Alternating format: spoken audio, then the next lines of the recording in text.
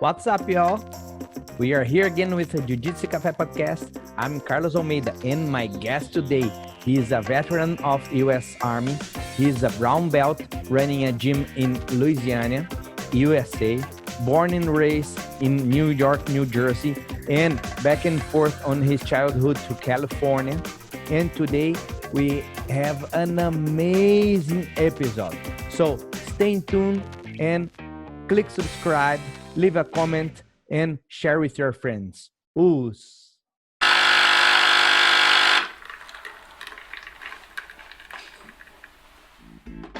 This episode of Jiu Jitsu Café podcast is brought to you by BJJ Connections, connecting BJJ practitioners and athletes all over the world, including lifestyle, competitions, and much more. Follow BJJ Connections on social media for their amazing content. They are in Instagram, Facebook, YouTube, and Twitter. And this episode of Jiu Jitsu Café podcast is also brought to you by Cervical Kimonos. Action is everything. The famous gi brand in the UAE and Middle East. Also, they are all over Europe and shipping worldwide. Cervical Kimonos. Action is everything.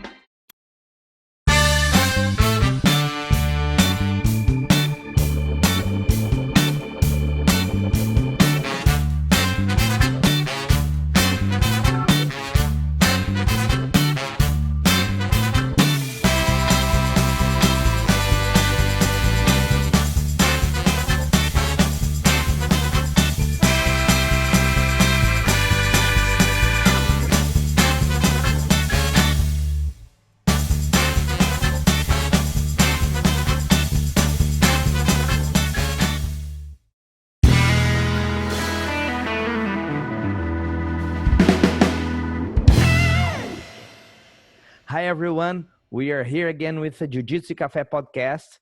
Today, my special guest, he is in USA right now. Greg, how are you doing, man? Thank you so much to be here. Good, brother. Thank you, man. I'm honored to be here. Awesome. Greg, I usually start with this question for the people who didn't know my guest yet. Start to knowing him.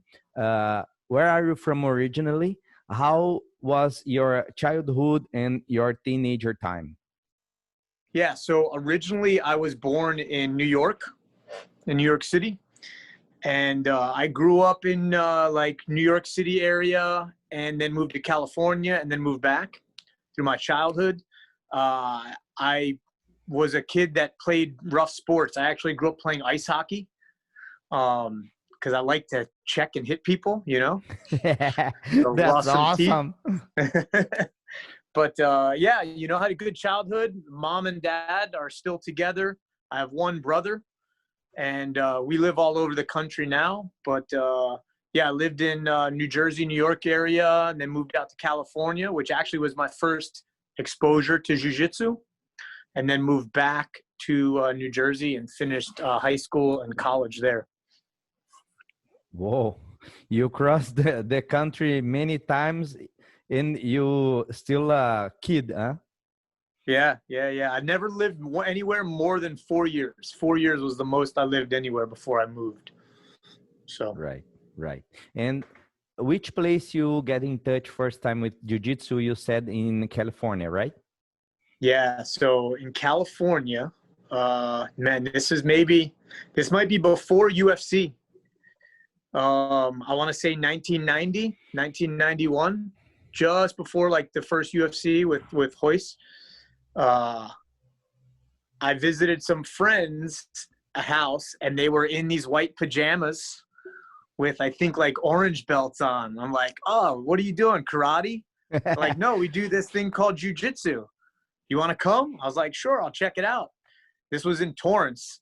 So I went with them to the original Gracie Academy in Torrance and met Hoist and watched the class. I didn't even train because I was a visitor. I just watched the class. I was like, oh, this is pretty cool. And then I moved to New Jersey like almost right away after that. And there was no jiu-jitsu where I lived in New Jersey yet. And I forgot about it till maybe 15 years later, you know? That's a tough journey. Huh? If you Yeah. fell in love with some sports and you can't practice, that's definitely not a good way. No, But of course, man. Yeah. by the way, you have the first contact with jiu-jitsu before me because I have started in 1998. My first Okay. contact was in 1995.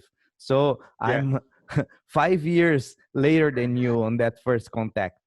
But I'm Yeah. I'm lucky in some way because I have some place to practice in 1998. But I guess in Yeah. 1998 you have some place also in East Coast or not? I didn't start jujitsu again. Well, I say again, I didn't start then, but I started jujitsu in 2005, um, when I moved down to Louisiana. Right, right. But you notice if somebody was there in New York or New Jersey in late 90s? Yeah, for me, where I lived, there was none. In the New York City, I think there was some, in New York City. But for me, where I lived in New Jersey, there was none. We had a big wrestling community, a lot of wrestling, folk style, freestyle wrestling. Um, but, I was a kid too, so I rode my bicycle everywhere, no car, you know. So I just never got into it until I was grown later. Right, right. I got it. And Greg, which sport you practice beside the ice hockey before you turn to BJJ to your life path? Yeah. Yeah, man. So, as a kid coming up through high school, I played ice hockey at a pretty high level. I played in an adult league that was like a farm team for the NHL pros. Um, and then on the off season, I raced mountain bikes and rock climbed Right. competitively. So yeah. Yeah, that's outstanding, man. That's outstanding. A lot of huge sports in your motor skills already, and Yeah. I guess this keep your BJJ up because when you have some motor skills before, you can transfer something to martial arts, right? Yeah, for sure. And I was really lucky too, because I actually grew up surfing. Um, I started surfing in California, and then when I moved back, I didn't live too far from the coast. And New Jersey, believe it or not, has really good surf. Really? Um, yeah, really good surf in New Jersey because the Atlantic Ocean's real deep right there. So you have real deep water coming up. So it gets cold. It's not like Brazil or California, Southern California. But so yeah, so I had surfing to work on the balance and the footwork and the movement and the hips, you know. And then I attribute rock climbing to my good grips because now if I grab your lapel, it's I have good strong grips, from rock climbing. Right, right. I usually said that if you cannot play in jiu-jitsu or do some training or you don't have partners for drills or something like this, what can I do? I said, okay, do some pull-ups. If you can do Yeah, rock climbing, do that because it's yeah, not about jiu-jitsu 100% because of you course. don't practice, but you can improve when you come again, right? Yeah. Yeah, for sure. All the movement, all the mobility, my workouts, I work out, but my workouts are like recently I had COVID, so I couldn't Unfortunately. come into the academy, but in my house, I was working pull-ups with the gi, Yeah. using my gi to do pull-ups, working lunges, side to side lunges, Heisman's, squats, jumping squats for my combat base and fighting stance. It all helps when you get back to the mat. Yeah, definitely, definitely. I can't agree more with you because you can again you can transfer these motor skills when you go to practice BJJ on the mat again. Yeah, for And sure. and Greg, how do you see the scenario in Louisiana for BJJ academies, BJJ gyms on this COVID outbreak? There's been two lines here in my community. There's two lines. Me, my academy and our teammates' academy, we basically stayed open. We kept training. We opened up actually violating the order before we were supposed to. And if they want to come they have to take me away in handcuffs, you know? This is my livelihood. This is my family. So us and my teammates, Jim, have taken that stance. Then there's a couple other academies that took the stance of, you know, shutting down, closing down, not running training yet, then going like solo training, stuff like that. You know, so we kept training. Right. Like old school mentality, right? If you want to be good in BJJ, just practice BJJ. Bro, that's it. You know, like, yeah, same thing. Like, porrada, dude. It's time to go. Every day. Every day, man. You know, well, maybe not every day. Maybe Sunday's rest, but Yeah, that's you great. know, like, That's great for our joints. yeah, exactly. But, you know, that's true. But for life, you know, like, you know, the whole saying, you know, everyday porrada, you know, like, that's not just on the mat. That's life. I worked for this academy. You know, I gave all my money. I gave all my heart, all my soul, all my work. You know, I'm here in this academy 16 hours a day, 15, 16 hours a day. And the only thing that I do more than I'll be on the mat and coach and train is mop and clean toilets, you know? Right. I'm the jiu-jitsu coach. I'm a training, you know, a training partner, a teammate. I'm a janitor, you know, I'm an electrician. I'm everything. So I know exactly what you're saying, bro. I'm doing the same over here. Yeah, bro. So, Greg, if you don't mind, can you explain to us how this academy start in your mind and how this turn your life when you are in Louisiana? Man, so I think for that, we need to go back to the beginning of my jiu-jitsu. Perfect. Let's do it. So in 2005, I became a police officer in New Orleans. And as we know, New Orleans was a very, very, very dangerous city, very bad city, a lot of crime. And I decided very quickly, every night, chasing bad guys, fighting bad guys, arresting bad guys, every night, you know? And there's parts of New Orleans that are like the favelas, you know, like guys, AK-47s, machine gun, like bad, you know? And I decided, hey, I need to know how to grapple. I need to really know, like, I need to train. So I joined a gym in the city in New Orleans and I started training. But like most strong athletic white belts, you know, I'm going to do no gi. Gi is not realistic, right? So I trained no gi and I did it kind of just like hobby, maybe 2 days a week and no competing. And I started training as a police officer. I would never go to the gi days, you know, I'd only train no gi. Right. And then I left the police department and I went to go work for the government overseas for my service overseas. And then I stopped training because I was gone overseas in Iraq, in other parts of the Middle East, all the time. I got back into it a little bit here and there and would train with some teammates of mine, you know, again, mostly no-gi. And then I stopped until I went to the UAE. When I went to the UAE and I met Tiago, I decided to start training again under Tiago. And man, that's when like I really like fell in love with jiu-jitsu. I didn't really love it before then. And it wasn't the jiu-jitsu that I didn't love. It was the culture. It's crazy, but you guys have a different mindset of jiu-jitsu. You know, you guys think about jiu-jitsu differently. You guys, it's truly a family. Jiu-jitsu is not just on the mat. You know, it's afterwards. It's barbecuing. It's hanging out with the family. It's surfing. It's being together, you know, like that's all jiu-jitsu.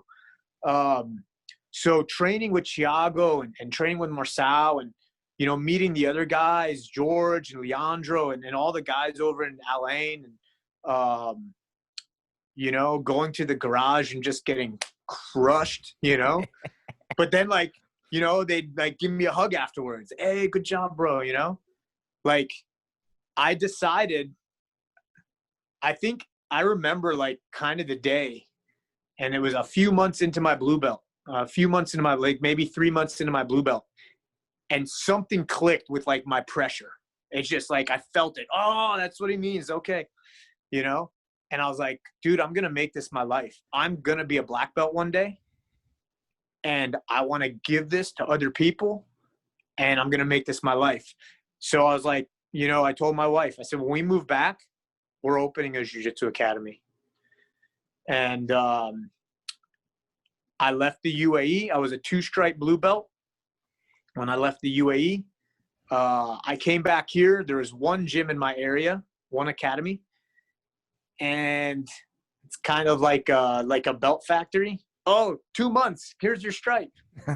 Oh, 2 months, here's your stripe. Oh, 1 year, That's yeah, here's your blue crazy. belt, you know? Yeah, it's crazy, bro. So I went in and tried it out as a 2-stripe blue belt. And it's funny now, all I ever did with Tiago was train gi. I never trained no gi.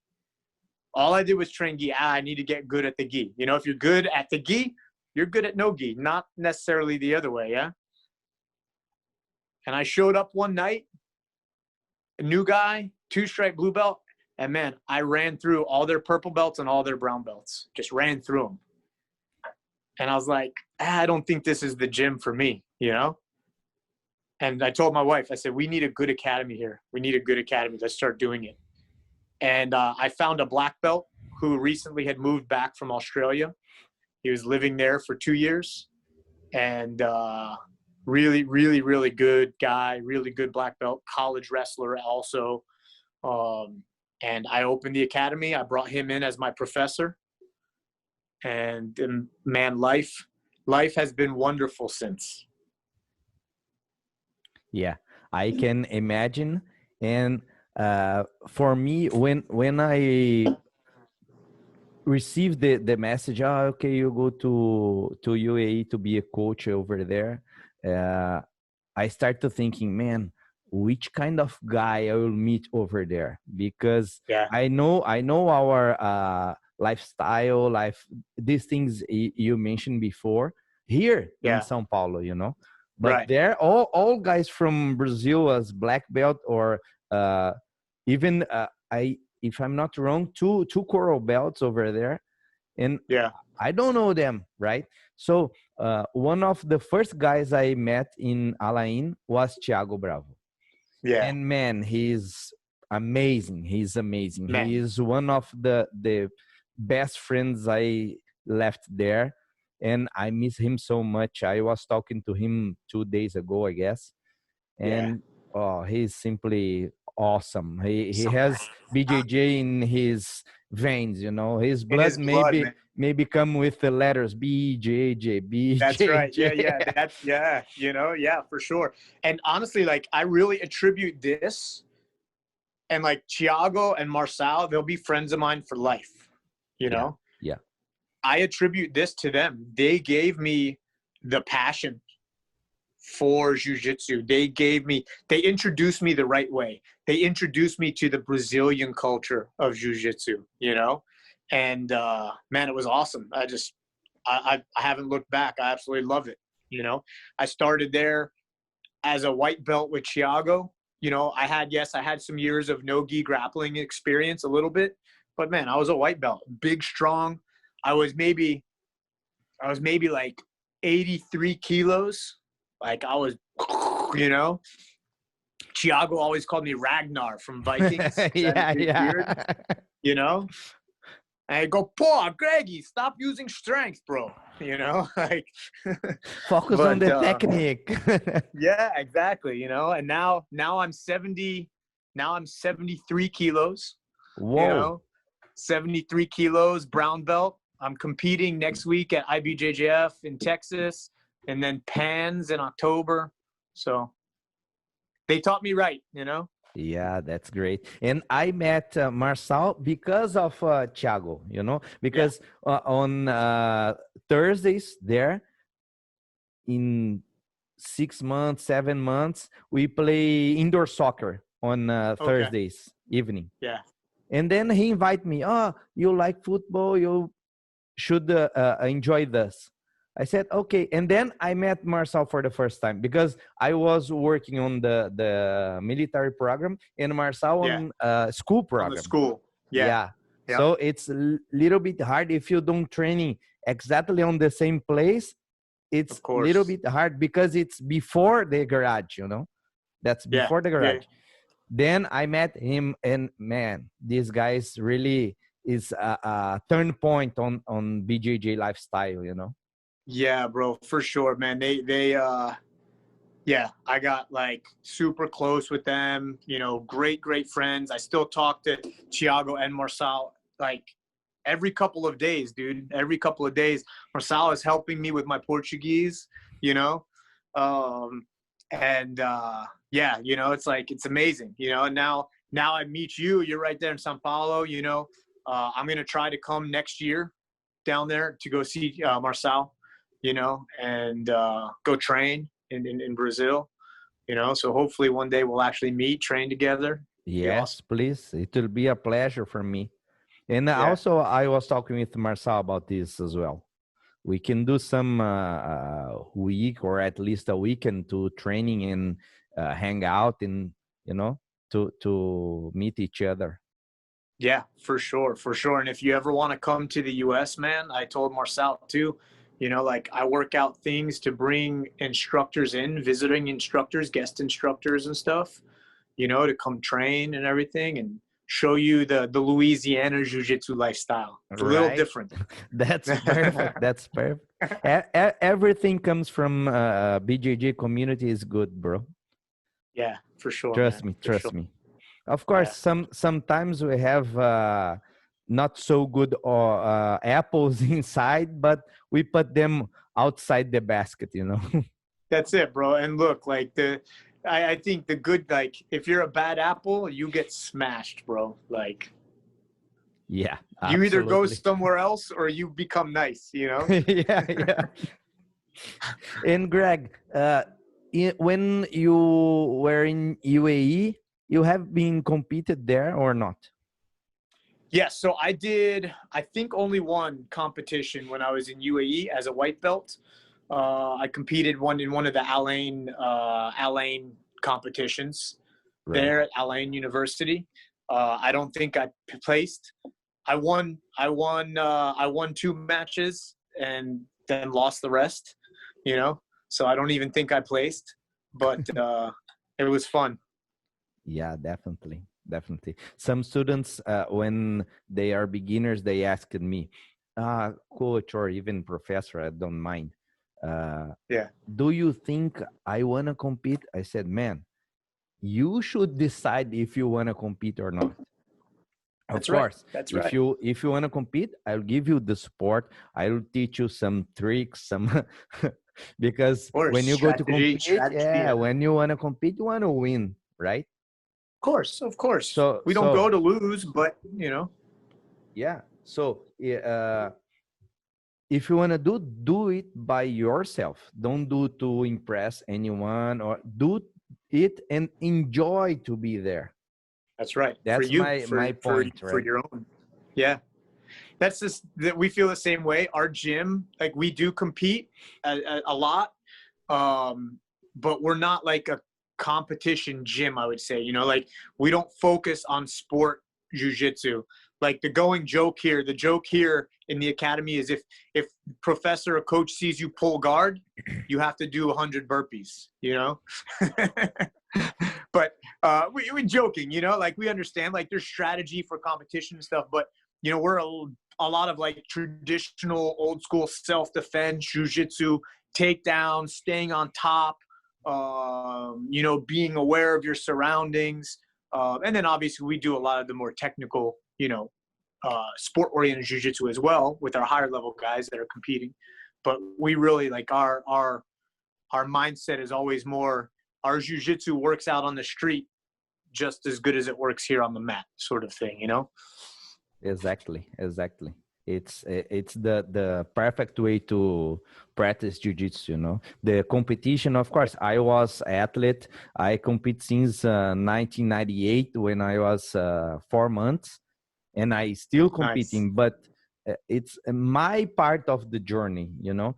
For me, Of course. Yeah. what you said you are doing in your academy, that's the perfect jiu-jitsu approach, you know. Yeah. Yeah. And same here. I compete for myself. And I should say, now that I own an academy and I'm one of the head coaches, I compete to lead by example for my students, you know.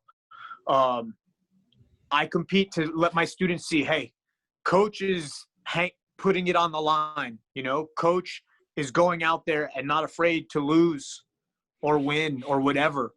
So, you know, it gives them the little push if they want to compete, you know. But I don't push my guys to compete at all. And I compete for me. I compete not a ton. You know, I'm going to be 42 in 2 months. So I'm not a young guy anymore, you know. Everything hurts. You see me keep popping my wrist and, you know. But, you know, I think it's important to go test yourself, you know. Get scared a little bit again. Yeah. By the way, you are turning 42, you said? Yeah. But you you looks like a 37, 38. I'm 40 and look like a 50. That's not fair. That's definitely not fair. Thank you. Yeah. I try to stay fit. I eat healthy, you know. Yeah, all these things. That's my weak point, bro. I want to all I can, as much as I can, and no matter what, you know. All the rice and beans and farofa. Everything. Even junky food. I'm a specialist in junk food. Yeah. So, Greg, as you said, the most important thing is that lead by example. If your student have something in his mind and say, oh, maybe I want to compete or not, but when they see his instructor, his coach, his professor, whatever you want to say, showing this approach and do this competition for themselves, that's the perfect example, you know. And another thing, if someone need to compete, an example, Tuesday and Thursday here, we usually do a competition training, but it's like just twice a week. It's not our big focus. Yeah. But if you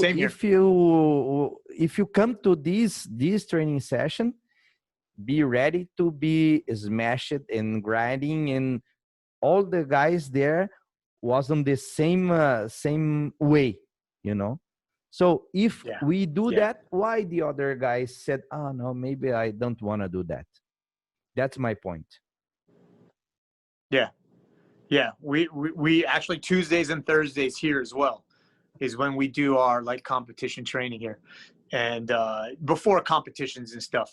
And if not everyone's competing, maybe I'll let them go to the side and drill with each other and stuff, and then I move my competitors a little bit on the other side. But it's go. All right, you have 1 minute. Hey, when that clock beeps again, you better have a partner and go. You know? It's like, that's tough. Yeah. Don't be there if you just wanna post some pictures in Instagram or something like this. That's right, bro. That's right. Or probably if you do that, you're gonna get scratched by crossface or chokes and a lot of marks in your face. Yeah, that's it. Yeah, for sure, man. Yeah, for sure. Yeah. And Greg, when you were in UAE, what your weird experience on that culture or funniest experience of the Emirati culture? Yes. Yeah. So, you know, I worked with the Emiratis every day. You know, I'd go there to the military base and work with the locals. And man, driving, and driving in the sand dunes. Those guys are crazy.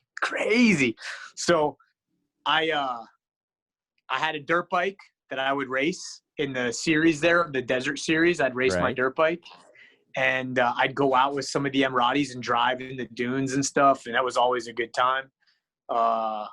You know, I was actually a racing coach at the Dubai racetrack and Yas Marina, the racetrack in Yas Marina.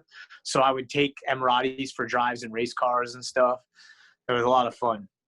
But they're big car guys. They love the cars, man. Yeah. And these experiences should be one of your favorites in your life, right? Yeah. So when you were there, how many times, how often would you see an expensive car in the middle of a roundabout?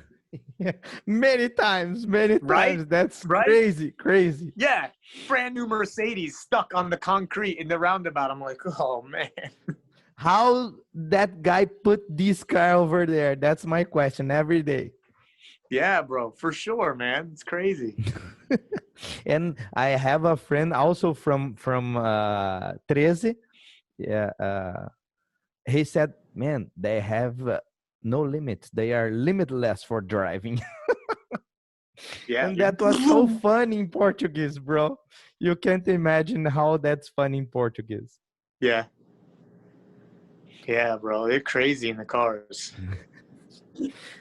Greg, on that time of our show, I usually put the little commercial break because I have some partnerships here and also some sponsorships. So yeah, good. In 1 minute, less than 1 minute, we will be back. Okay? Perfect. Yeah, for sure. So guys, in few seconds, we will be back with Greg from Louisiana, USA on this amazing conversation. Please stay tuned, okay? Who's? This episode of Jiu Jitsu Café Podcast is brought to you by BJJ Connections, connecting BJJ practitioners and athletes all over the world, including lifestyle, competitions, and much more. Follow BJJ Connections on social media for their amazing content. They are in Instagram, Facebook, YouTube, and Twitter. And this episode of Jiu Jitsu Café Podcast is also brought to you by Cervical Kimonos. Action is everything. The famous gi brand in the UAE and Middle East. Also, they are all over Europe and shipping worldwide. Cervical Kimonos. Action is everything. Hi guys, I said it's very quickly. So we are here again with the Jiu Jitsu Café Podcast with Greg from Louisiana. Thanks for tuning in. Greg, we returning from the commercial break, and then I realized you have a very good story to tell about the garage. Can you tell us about this? All right, so I need everyone listening to put themselves back when they were like a brand new blue belt, you know, where you got your blue belt on, you think like you know everything. You know, I got my blue belt, and you know nothing, less than nothing, you know? So, you know, Brazilians work on a different time than Americans, right? Americans, like, I eat dinner with my family at like 6:30, you know? I go to bed at like 9 o'clock, you know? Yeah. At 9 o'clock, you guys are just starting to cook, you know? Right? So I work all day. I trained right after work with Tiago, Marcel, a couple other guys. I went and trained. Good training, come home. I eat dinner with my family. And I'm in my house, and it's 8:30 at night. And I'm putting my son to bed, right? And my phone rings, and it's Tiago. I'm like, hey, Tiago, everything all right? He goes, hey, Greggy, come on, bro. We go to the garage, bro. Right? You know, in the garage, like, especially for me, you know, not being Brazilian, being a blue belt, the garage was like Fight Club. You know, you didn't talk about the garage. You didn't know about the garage unless you got invited. And I came out and I was like, and my wife thought I got called in for an emergency at work with the military, thought I was like leaving for war, you know? And she's like, what's the matter? I was like, Tiago just called me and invited me to train at the garage. I'm like, she's like, well, what are you doing? I'm like, I have to go. I have to. Like, you can't tell your professor no, you know, I don't care how tired I was, how late it was, like I have to go. Well, bro, dude, I felt like I was 5 years old going to first day of school, you know, like sick to my stomach, like I was going to throw up. I'm like, I'm a grown man. I've been to war, you know, why am I scared? So I grab my gi and I drive down and I park out front of your building, your apartment building. Yeah, probably in front of Yeah. my window. Yeah. And I'm looking around. I don't see Tiago's car. I don't see Marcel's car. I'm like, oh, I don't know anybody here. And I see someone else that I knew through Tiago. It wasn't Tiago, but I can't remember who it was. But I remember I saw someone I know, so I got out. I'm like, hey, how's it going? And I walked down into the garage and over to the right. Yeah, over to the mats. And man, you know, for a brand new blue belt coming in, dude, the whole mat, nothing but black belts, ears all like this, everyone speaking Portuguese, you know? I'm like, bro, like, hey guys, how's it going? Nice to meet you. I'm Tiago's student. He invited me, making sure, hey, everybody knows I got invited. I didn't just show up, right? And then Tiago comes and we start rolling, training. And man, some of the guys were really nice, you know, and like would work with me and coach me while they're rolling with me. And some of the guys made sure that I knew that I didn't belong there. Like right away, like, you know, tap, like, okay, go again, you know. I ran off the mat at one point at the end and like threw up, you know, came back. And after training, I was like, you know, like dizzy, couldn't like, and I think it was George, you know, Acevedo. Yes. I think it was him. He goes, hey, good job, Greggy. Come back tomorrow night. Okay, bro? Tomorrow night. And I was like, oh, my God. Like, okay, I'll be here. You know, okay, cool. Because I was like, you have to come back. Because if you don't come back, they're going to think they scared you off, you know? So I went up, walked up, said bye, walked up, got in my truck and just sat in my truck for like 30 minutes and didn't move. You know, I called my wife and I was like, I'm alive.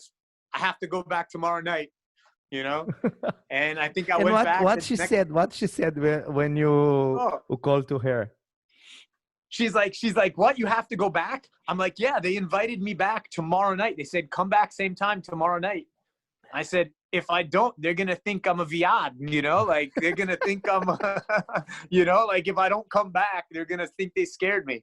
So I came back the next night, trained again, got just smashed, you know, like just totally smashed for an hour, just like a little kid.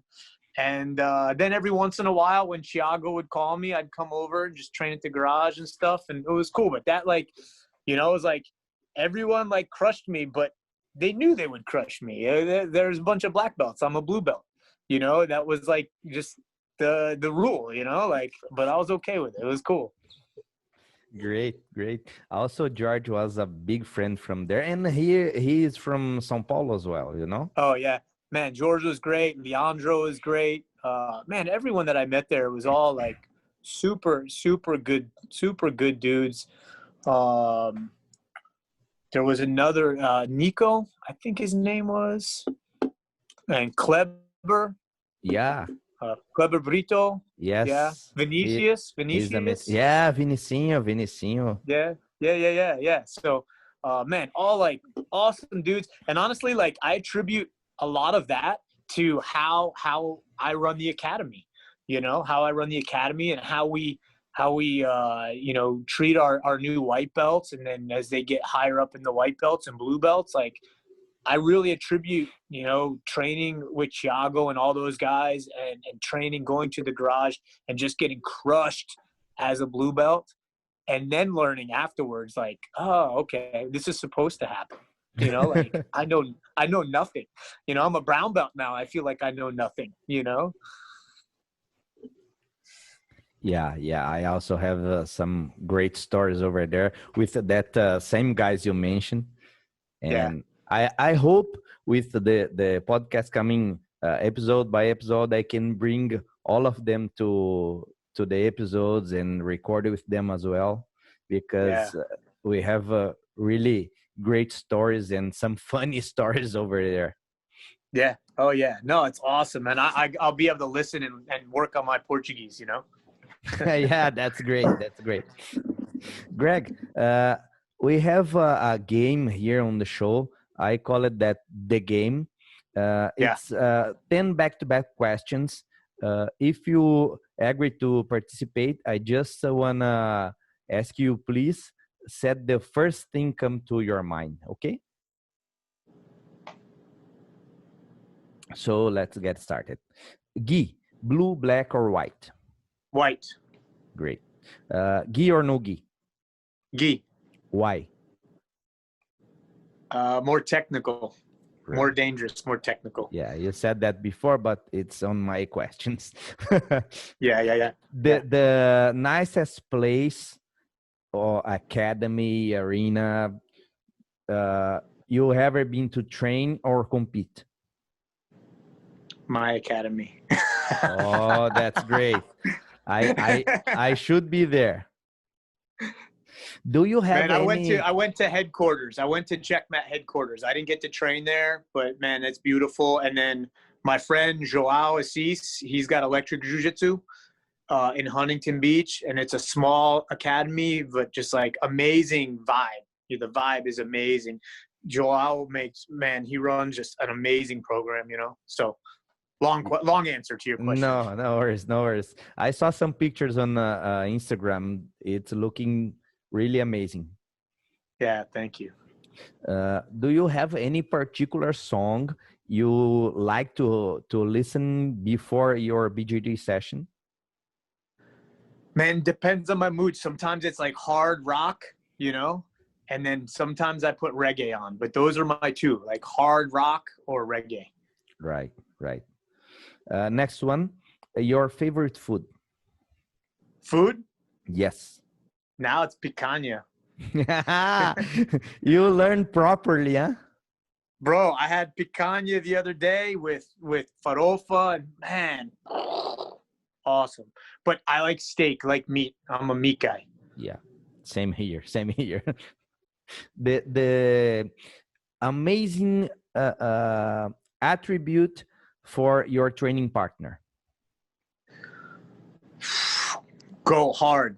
Porrada, like don't go easy on me. Great. Your main goal on the BJJ life? Man, be a good leader.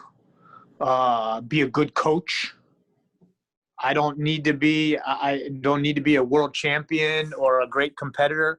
I want to be able to be a good coach and a good leader and a good teammate and give to jiu-jitsu as much as I can and give it to people, you know?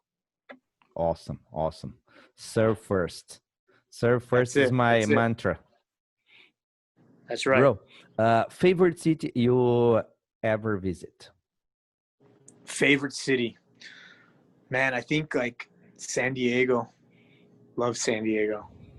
Awesome. Then the last one. Rome. Maybe Rome. Oh, yeah. You know, one guy from India said Rome, one guy from Brazil said Rome, and now one American guy said Rome. Man, Rome is beautiful. Beautiful. I didn't train there though, so I'm thinking jiu-jitsu, you know? Yeah. And the last question for this game, winter or summer to train, and why? Summer. And sun, heat, sun, sweat. I don't like the cold. I'm a wimp in the cold. Yeah. Actually, I hate cold, bro. I really hate. Me too. Because on cold times, the weather remind us all joint problems, all less injuries and everything. I just hate. For sure, you walk in like this. You walk like this. You know, like hands are always bent. You know. Yeah, it's terrible. Yeah. By the way, brother, 10-0, you got this, huh? Yeah, thank you. I got a good grade. And Greg, when you go to Austin, I guess this competition from IBJJF, will be next month. It's this month, the 19th. So like a week and a half. Yeah.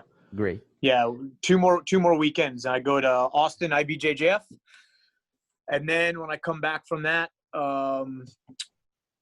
I have some Leo Vieira's coming out here to Chico Mendez's gym.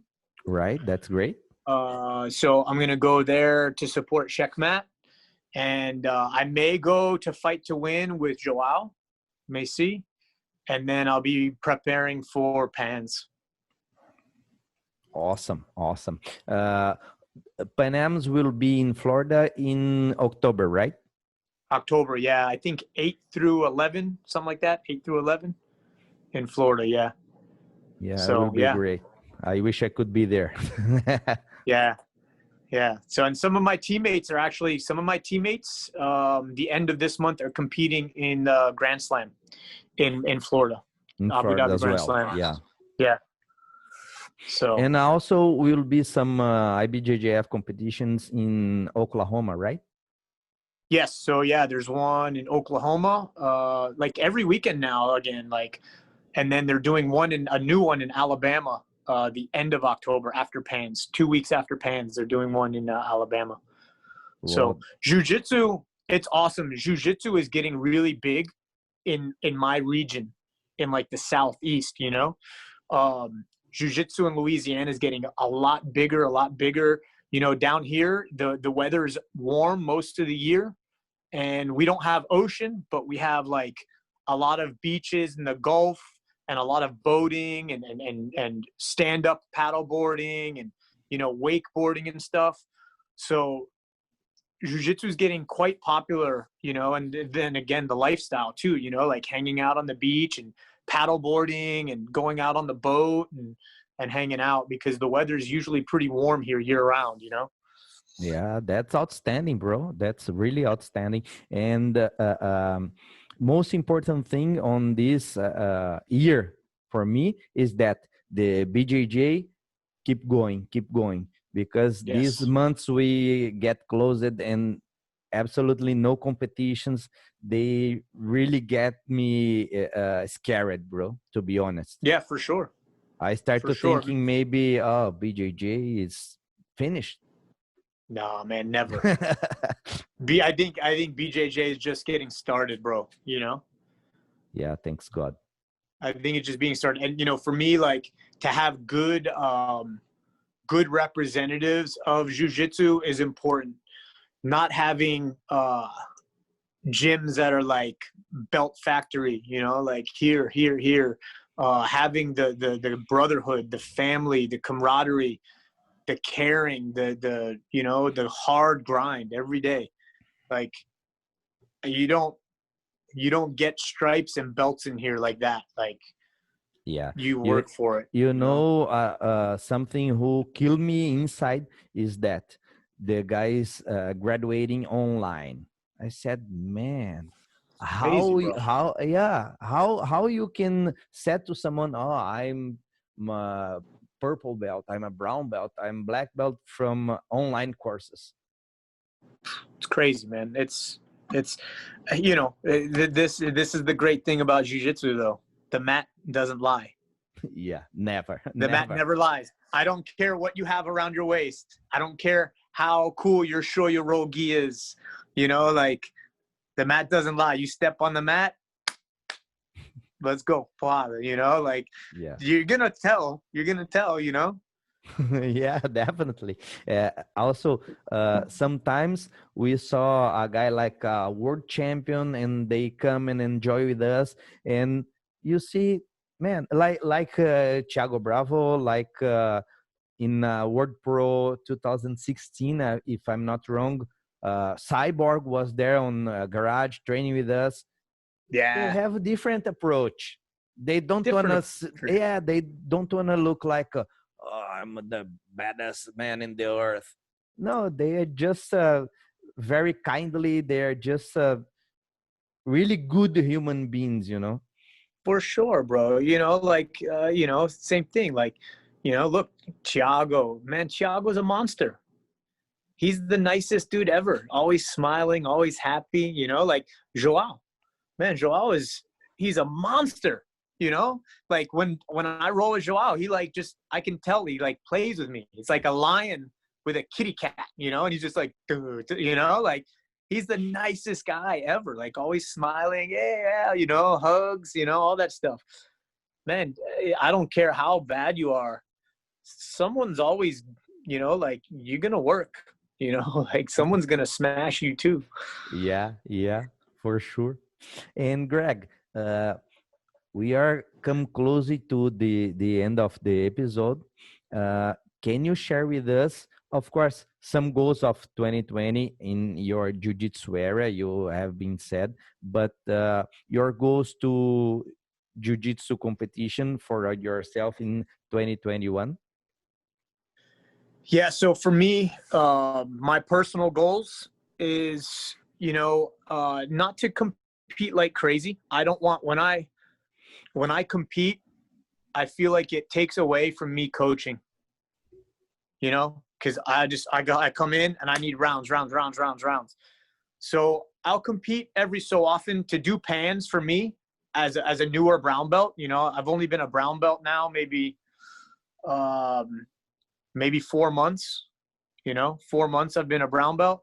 So for me to go to pans and, you know, hopefully do well at pans, that'll make me very happy. At least I know I deserve my brown belt, you know, which I mean, I know I do now. I train with other people from other gyms. I do fine, but like pans is a big deal, you know? So for me, it's really focusing on the academy, focusing on my students, making my students love the culture, love the jiu-jitsu lifestyle, train hard, come in. Like, I don't care what your face looks like or what your ears look like, or if you have to tape up your whole hand, like, come on, come train, you know? Which is actually why I call the gym Vida Jiu-Jitsu, you know? It's like, that's the jiu-jitsu life. Like, porrada, go grind. Like, yeah, tape your fingers, go. Yeah, tape your ear, go. You know, whatever, you know? So for me, it's concentrating, focusing on the academy, focusing on my students, being there to support my students who want to go compete, because I think coaching is a big part of leadership, you know, and going with your students to the competitions, even if you're not competing, going there, warming them up, getting them what they need, coaching them, being there for support is huge. So for me, you know, that's going to be my concentration for the next year, and just be the best brown belt and the best coach and the best businessman that I can be, you know, grow my family here. Awesome. That's outstanding, brother. I wish I can meet you when you were in UAE, and me as well. I know, man. It's crazy. We were right there. Yeah, probably we are on the same mat, but in my mind, I can't remember we training with each other, right? Right. No, me neither, but probably so. We were probably, you know, I was probably hiding in the corner like this, you know? No way, no way. It's not your kind of attitude. No. I got passed around. Hey, you want to roll? Okay, yeah. Yeah. That's my rule. My rule is you never, ever, ever tell a black belt. If they ask you to roll, you never, ever say no. That's my rule in the academy too. If a higher rank says, hey, come on, let's roll, I don't care if your arm is hanging off. You say yes, you go. You know, you train one arm, like, go. Yeah, that's the perfect mindset to be tough in real jiu-jitsu, right? Yeah. You know, like, this is, you know, like, I believe, again, like I said, you know, for me, man, the mat doesn't lie. And I'm not going to have the reputation or the name in the community of, those guys at Vida, bro, they're not that good.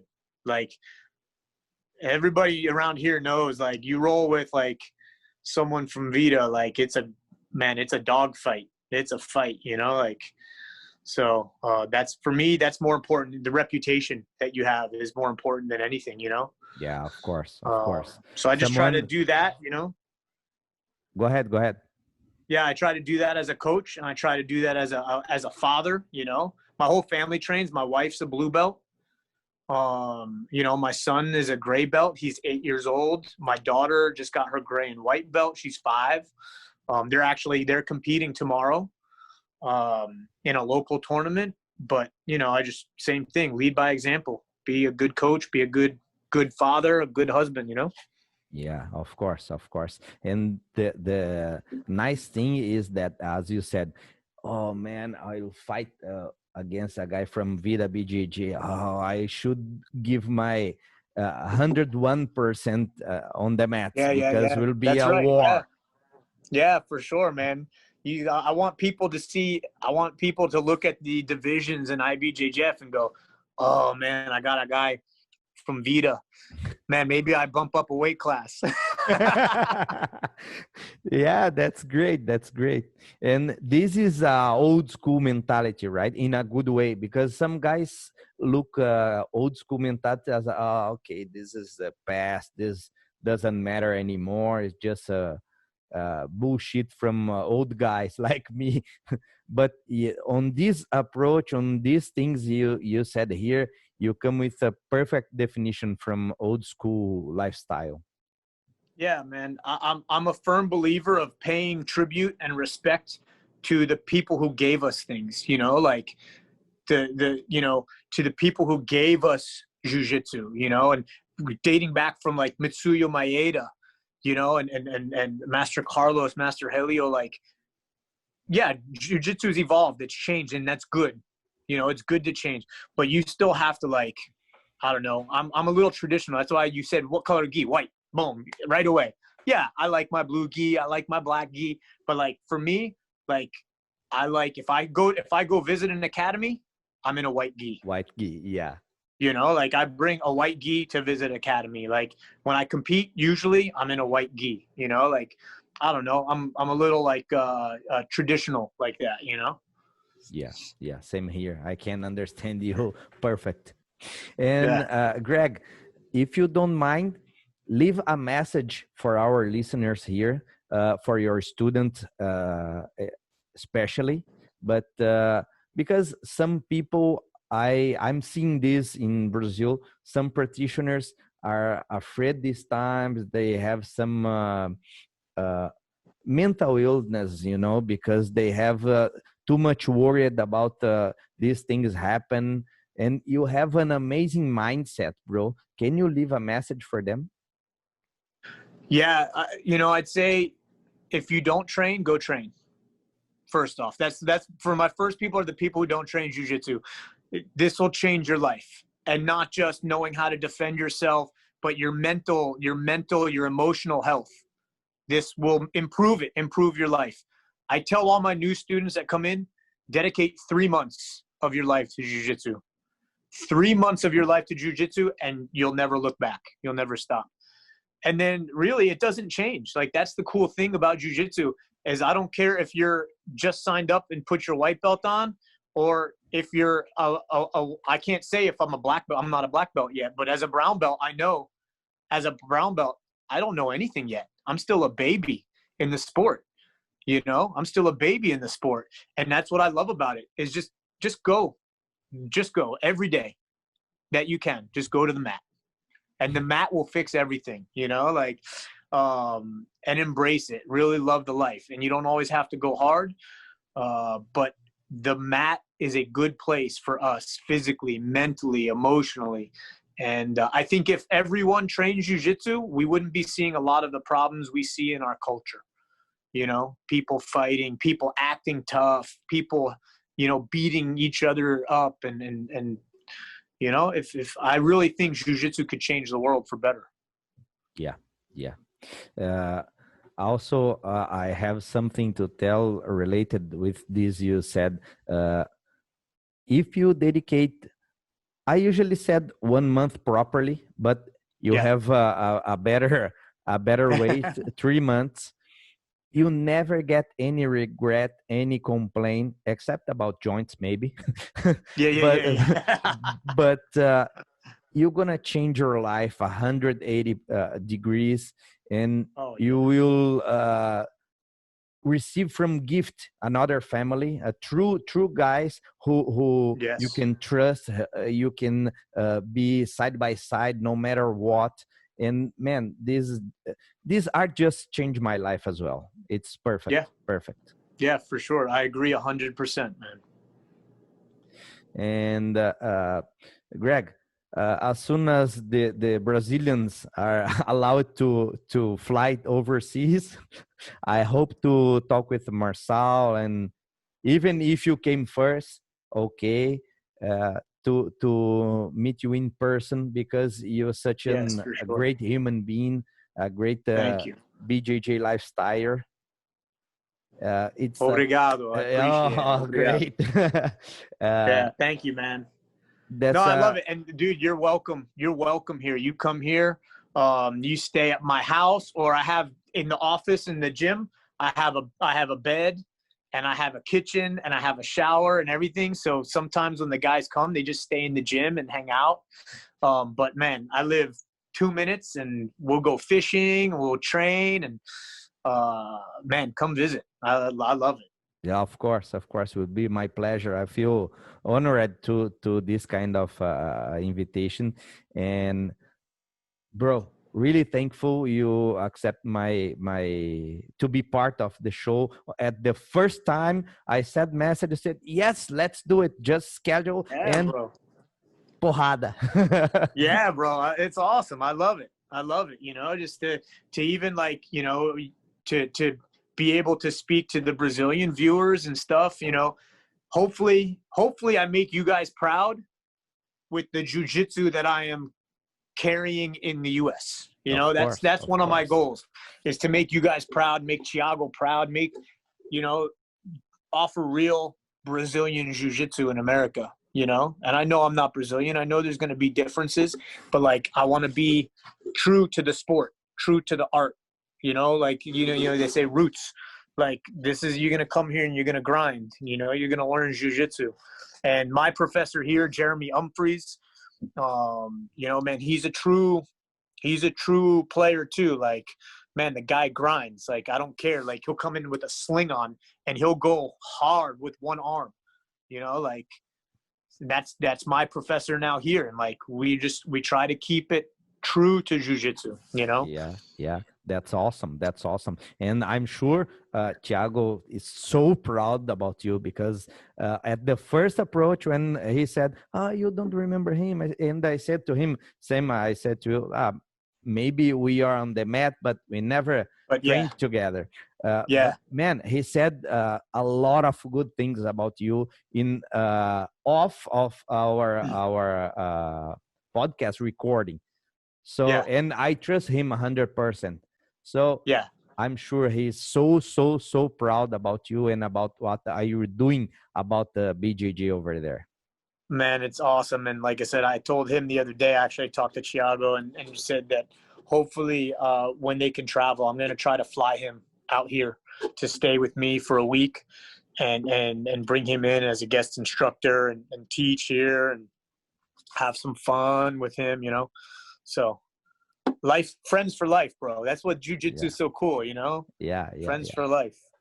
Great. So thanks everyone for tuning in. Greg, thank you so much again to be on the show. Thank you, brother. And see you on the next week, guys. Stay tuned with Jiu Jitsu Café podcast. Oos. Yeah, oos.